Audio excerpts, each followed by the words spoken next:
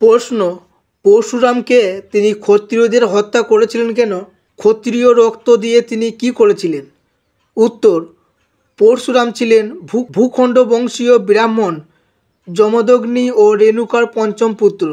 তার জ্যেষ্ঠ ভাইয়েরা ছিলেন বসু, বিশ্ব বসু, বৃহদ্ভানু ও বৃহত্তকর্ণ।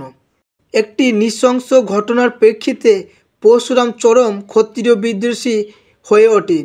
একবার যমদগ্নির পুত্রগ্রহণ অন্যত্র গমন করলে সহস্রবাহু ক্ষত্রিয়রাজ কার্তবীর্য আশ্রমে জিনিসপত্র বিপর্যস্ত করে পথস্থান করেন।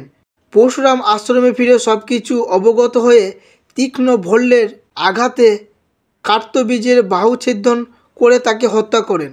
এরপর কার্তবীর্যের পুত্ররা আশ্রমে এসে তপনিরত যমদগ্নিকে অতর্কিত আক্রমণে হত্যা করেন।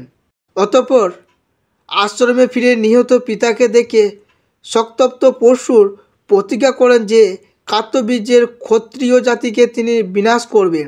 তিনি কার্তবীর্যের পুত্রগণকে হত্যা করেন এবং পৃথিবীকে 21 বার ক্ষত্রিয়হীন করেন। তারপর সমস্ত পঞ্চক প্রদেশে তিনি 5টি রুধিরময় হ্রদ সৃষ্টি করে পিতৃগণের তর্পণ করেন।